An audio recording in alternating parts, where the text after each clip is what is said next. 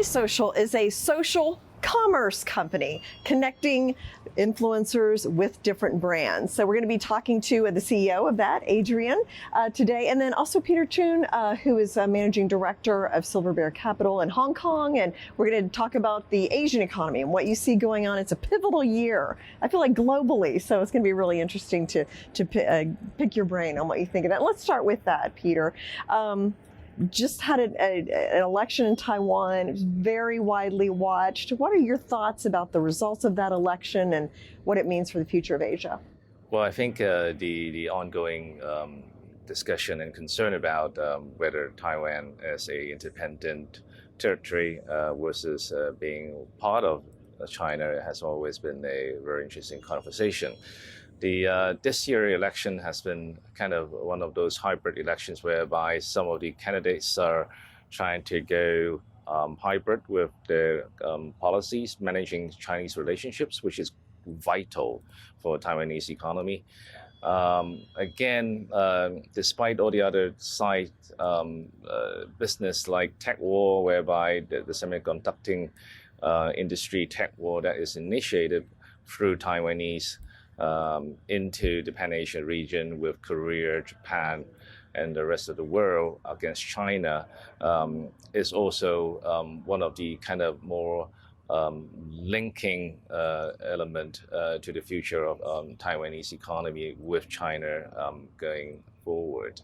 The election, of course, will then drive the friendship direction between China and Taiwan, and it will definitely affect the both of their destiny going forward. It's just not like someone can separate themselves from the other one and go forward alone. So I think this is basically what is the main discussion here, and then you'll be watching a lot of these candidates trying to not break away the relationship with China, but again trying to independentize themselves so that going forward they are politically independent. Mm-hmm.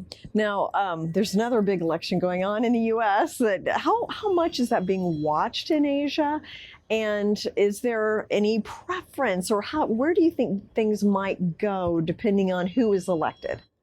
I think it's one of those regular pattern whereby different candidates coming forward will have different agendas, and all the agendas will collectively affect the whole I would say directional for the U.S.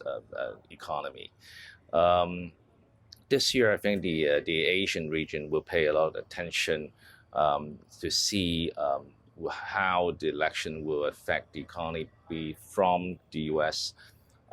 Financial metric-wise, about the interest rates, from the inflation to how U.S. is going to handle their outgoing foreign policies. How would they deploy peaceful strategy across the globe? These are the things that the Pan-Asian investors are very focused in watching to see how that would go forward. Mm-hmm. And China's economy has had a tough few years. There's been the real estate issues and different things. Do you think it's bottomed or close to bottoming? They missed their forecast again. They're doing 5.2% GDP. I guess it's a result of a mixture of chemistries of this government policies that are not really being effective enough, and more government support needs to go into to kind of help the post-COVID rebounds, as they call it in China. Again, Chinese economy is the second largest economy right now in the world, and it is going to not just affect China alone, it's actually going to be affecting the rest of the world as well if this continues. So China government, as we have saw so far, is doing everything to input additional government policies to help the rebounds. Yeah. And you are an investor, and one sector you invest in is social media and Web3. So let's bring in Adrian and talk about your company. Let's toss it to you. Tell me about Bili Social. What is the company doing? Yeah, Bili Social, we help connect brands with social media influencers.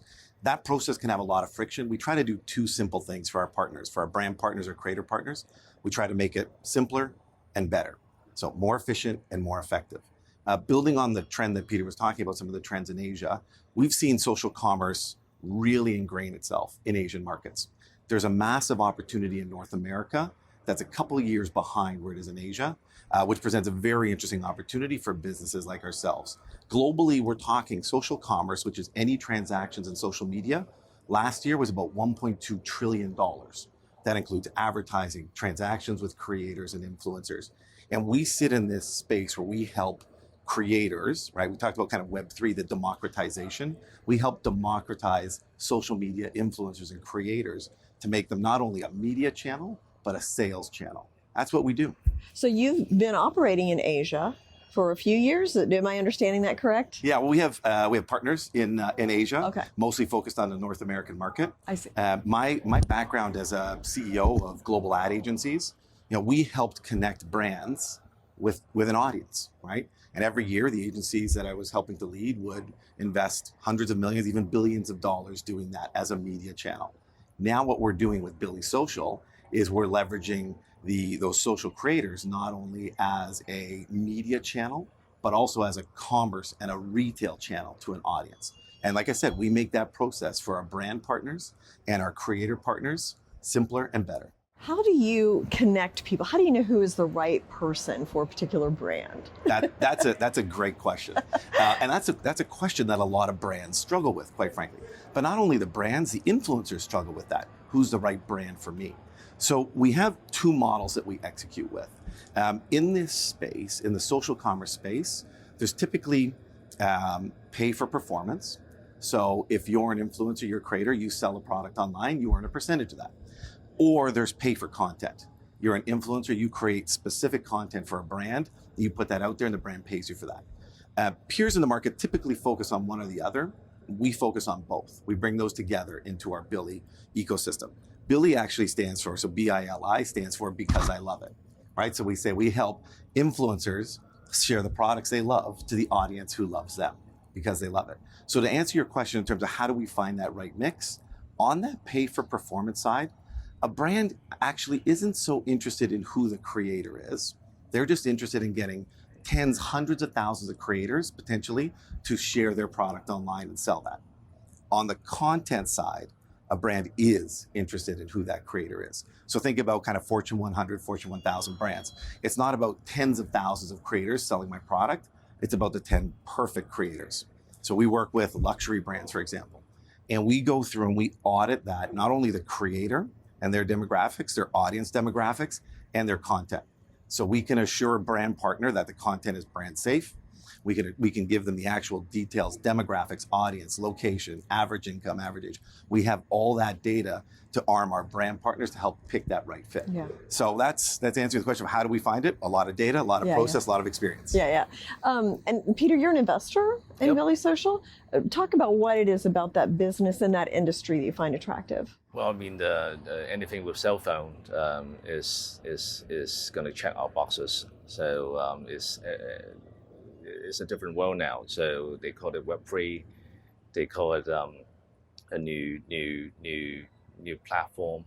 I guess the communication channel through brands to users or people to people has just evolved altogether. We're seeing the market has tripled since 2019. So it's definitely moving towards a different level with regards to just like communication with people. And I guess in the past everybody was calling people on the phone, and now they like to text. So that definitely had changed people how they evolve in communicating with each other, and we I guess it's just something that we needed to be attentive to. Yeah, well, I have a 14 and a 16-year-old, so I You know. definitely know that the phones are never Yeah. very far away. Yeah. How do you see the industry growing and changing and evolving? Yeah. As we said, the globally, social commerce is 1.2 trillion. A subset of that is influencers and creators selling products. The growth projections in North America show at least 5x over the next 3 years. We've seen that, as Peter said, the trends over the last few years are growing. But if we map where social commerce is in Asia right now and where it is in North America, where we focus, it's an interesting opportunity from an investment perspective because it's almost the ability to turn the clock back in time and invest at an earlier stage. We're going to see a huge change in terms of actual transactions, where it becomes easier to transact, more and more transactions. You mentioned your teenage children, right? Over the next 5 years, as their buying power and economic power increases, where are they getting their buying influence from? Yeah, They're social getting media. They're getting for it from sure, influencers. already. Yeah. And so we've operationalized this. We've aggregated a huge community of creators, and that's continuing to grow. And we operationalized this at scale so that every influencer, you have 5,000 followers on Twitter. Maybe 10% really love you, right? And maybe 5% buy from you this month. That's 50. But you take you times millions of people, and that adds up to a massive market. And so that's really, to answer your question of where do we see this going, only upside. Yeah. And what about Web3, virtual reality? Will that play a role in the future? It absolutely will. Exactly where and how, I think the jury is still out. We'll see that. But the main premise of Web3 is decentralized, right? And democratized. And that's exactly where we play, right? It's a democratization of media, a democratization of retail through influencers. It's the exact same thing. No, it's really changed everything. When you look at what people are talking about and the information that they have access to. Yep. And Peter, final thoughts about Web3, virtual reality? What are your thoughts about that? Do you have any other investments in those areas? AI is definitely something that we have been focusing on for the last few years. AI just kind of complements a lot of these platforms, additionally to what they do. Obviously, there is a concern about how too powerful these AI can be. So I guess we needed to see how we pick kind of the right team to run different scenarios for our projects. Yeah, and I'll add to that with the AI theme, right? Is part of what we spend a lot of time talking about is how we leverage AI, and we've integrated it since last year into our processes. To give you some, we've seen actual increase in content performance when we used AI behind that, Really? of up to 28%, and we've integrated it into our process to enable our brand partners or creative partners to be more efficient. How do you use it exactly? Yeah, great question. So right now, if you're a creator, you come into the Bili platform, right? You create a store on the platform. You select products that you love from thousands and thousands of products in the platform, and then you're able to hit Bili AI and have AI write a caption for that product, for that brand, with your social handle. All you need to select is where you want to post that: TikTok, Instagram, X, etc. And then instantly, you have a post written by AI. And we've tested those AI written posts versus human written posts. And like I said, seen up to 28% increase in performance. It costs our brand partners nothing, our creator partners nothing, and it just helps us deliver on what I said at the beginning, which is make it more efficient and more effective. That's amazing that the AI generates more engagement. It does, yes. And we've only seen the tip of the iceberg. Yeah. That's on written content. We're going to do that on image, on video content, and just keep upping the game. We're in the middle of a raise right now, and that's going to help enable the next round of how we leverage AI to help our partners. Well, we do live in interesting times. I'll say that Absolutely. for sure. So thank you so much, Peter and Adrian. Thank you. Thanks. It's wonderful being here. Thanks a lot.